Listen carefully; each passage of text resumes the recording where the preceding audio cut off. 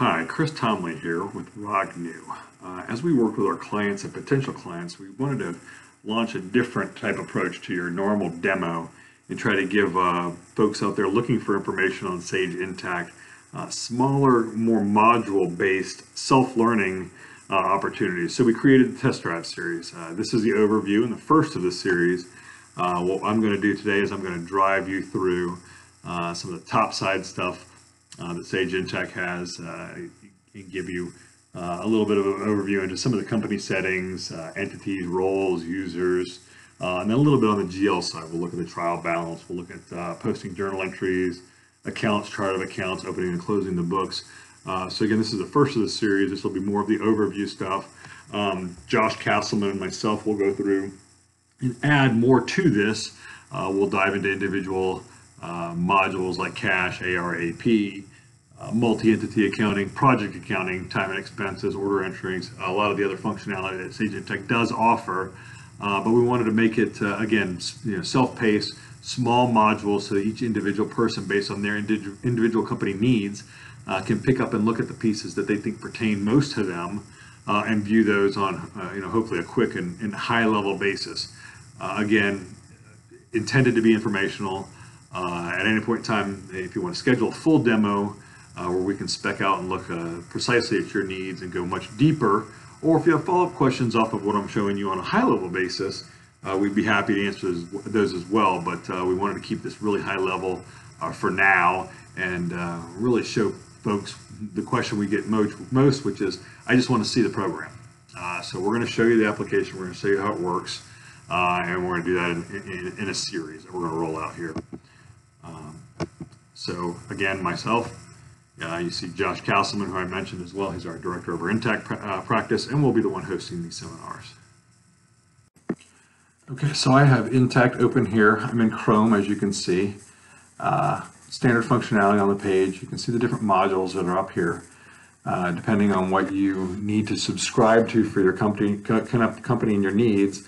That dictates what modules you see. So whether you need projects, purchasing, global consolidations, platform services, a lot of those are modules that you add on a subscription basis. A good part about that is you only buy what you need, so it allows Intacct to come in a lower entry point, and then you only bring in the pieces that you need.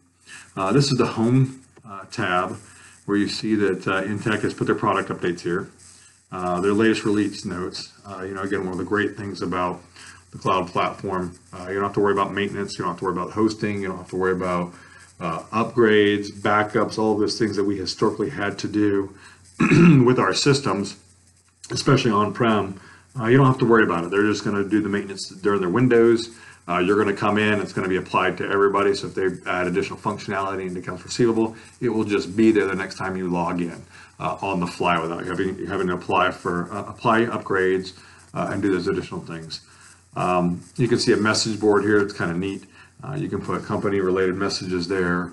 One of the things we used to do was we would put activities related to our close on there. So if you wanted to put on Monday whatever the next monthly close activities were as far as notices, you could add that there. You would just click add company messages, type in what you wanted to put here, save, and then it would post up there. If you wanted to see what's already there, these are the two that are already posted up there. Cool functionality there. You can choose, each person can choose their own preferences as to which landing page they come on. So your AR person might come onto the AR landing page, dashboard page, depending on what you dictate, but having that up on the home screen is definitely cool. So another highly used functionality of Intacct is the different buckets, if you will, or containers as they call them. So you can see them at the top level here, but you also can see the drop down, these different entities that we've defined. So as you click on each one of them, you can't see my tabs, but a new tab opens up. So now I'm in the USA tab.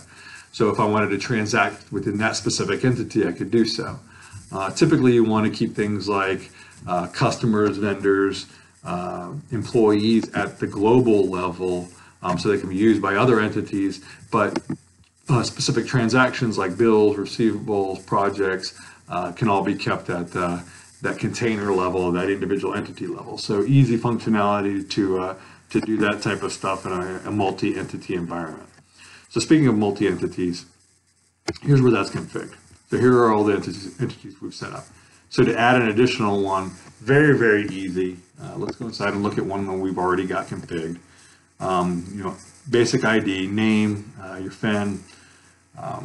You set up the accounting currency, US dollars. That gets big later on as we work into the multi-currency facets and the translation ability of Intacct. Inter-entity setup. Here's where you define your intercompany payables and receivables accounts. And you can do this by entity.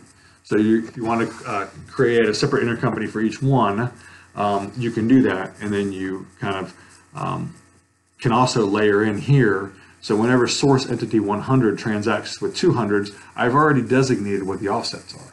So if I sweep cash between these two entities, if I do an allocation between these two entities, I really don't have to worry about one side because the system is already going to know which receivable and or payable it's going to use between those two different entities. So it effectively posts the intercompany transactions for you. Saves a lot of time and effort as far as picking the wrong one or coming back and reconciling your receivables and payables between entities. Really slick. Let's look at users. So I've got my users set up here. As far as users go, you can set up individual permissions and roles and assign them to them. So let's take a look at Chuck. So here's Chuck's setup. Here's the user type that he is. If I wanted to change his roles information, I would go right here and change it. So, Chuck was the controller. I would just add the controller. This is a role that I've defined that has specific permissions already assigned to it. So let's take a look at those. So here are our roles. So if we wanted to take a look at or edit the controller roles, see who it's assigned to.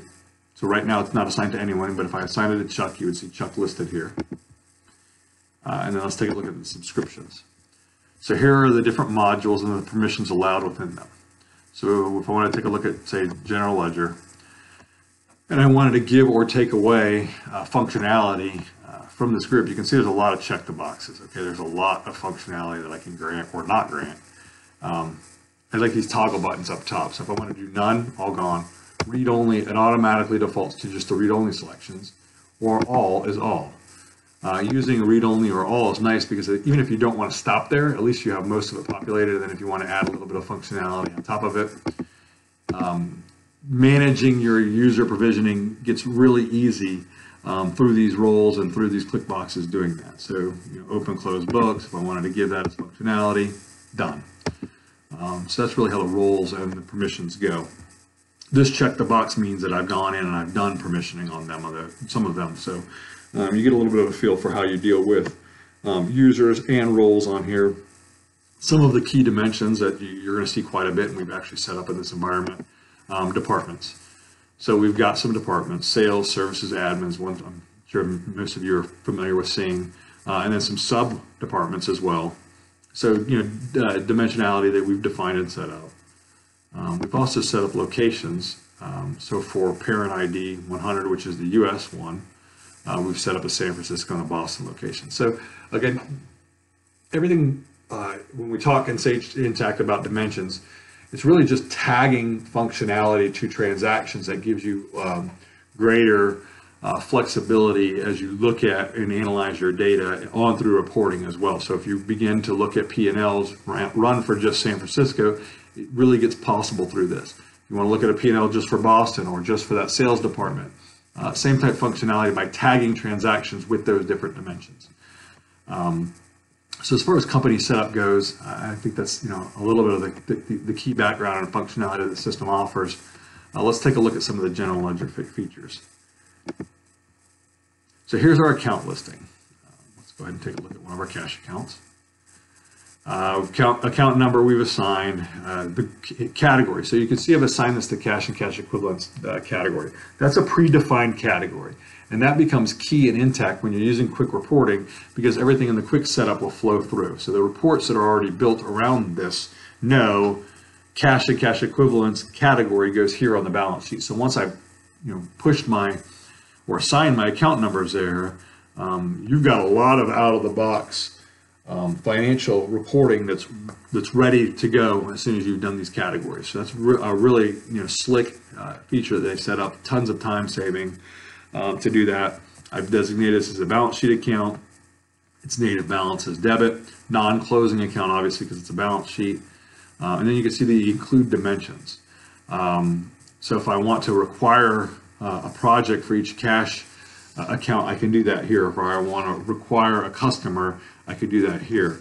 You don't see that a lot in balance sheet accounts, though you can do it. You're going to see it a lot more on the P&L side because if you're dealing with a specific, say, revenue account, you're going to want to make sure a project and a customer are assigned to it. Because if you want to go back and look at individual project profitability, you want to be able to say, run it by this customer, run it by this project. So adding those dimensions, again, gives you greater visibility into your data. So from there, let's take a look at our chart of accounts.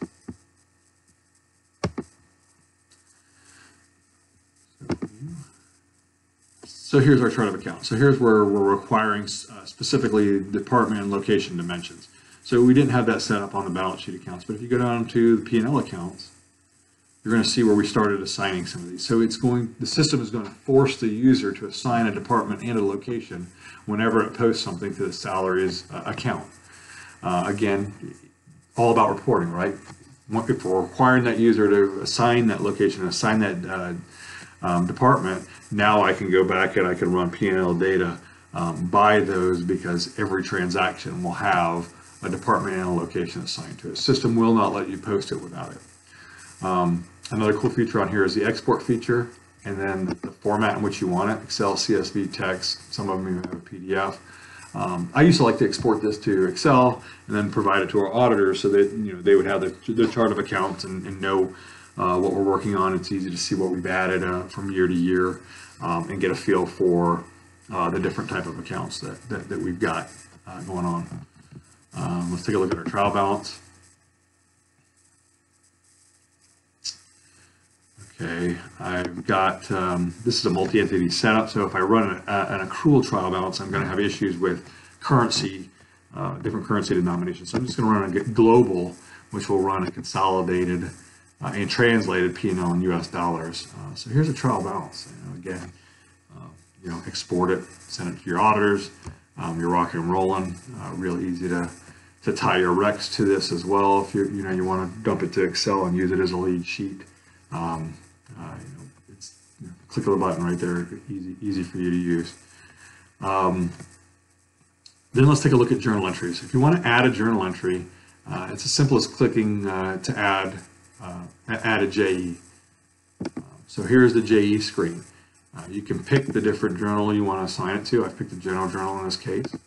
The date, the reversal date. This is obviously a great feature because instead of doing two different transactions, one to post, one to reverse, if I want this to reverse out in April, I just pick that April date and I'm good to go.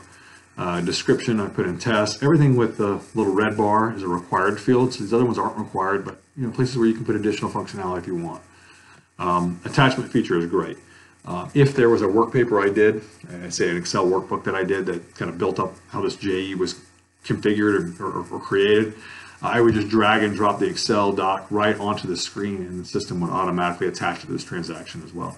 Same thing with bills. If you get an invoice sent to you by the vendor and you want to drop it in on your bills screen in AP, you're going to see the attachment feature throughout, and it's a really good functionality. Then as far as doing the JE, like I said, you can just select what you want, or you can begin to type the early pieces on of if I were to type 105, this would automatically begin to autofill for me. It's really simple functionality as far as the JE side. And at this point in time, this entry would be ready to post. So I think that's a lot of the key functionality that we wanted to show you on the GL side. Let's actually take a look at opening and closing the books. I'm going to go back to the top level to do that. So if I wanted to close the books, here's the screen to close the books. So the first drop-down section, I can choose an entity or an entity group if I wanted to close books for a certain entity. If I wanted to close for everything, I just pick nothing. And then I could pick the period that I want, close the books. So I just closed January of 2014 for the entire consolidated group. If I want to go back and open the books, you're going to see a little bit of functionality that comes in here on the open side, which is the additional, the actual subledgers. So if you wanted to open just specific subledgers, you could do that as well. But if I want to go back and reopen the period that I just closed, we missed a JE, we need to get one more in. Let's go back and reopen it. Period's reopened. It's really that simple. So I think that's the overview of what we wanted to show you today. So if you like what you saw, here's our contact information. Come back to the website to check out what additional modules we've added to our test drive series. The different ones that may pertain to your company as you get up to speed on information, and you can see what Sage Intacct really can do. Or if you'd like to reach out to us and you'd like information on pricing, you want a demo that's specific to your needs, or you just have follow-up questions, want to talk to us, by all means, here's our contact information, and we look forward to hearing from you or seeing you as we roll out the next module and future modules. Thank you very much. Bye.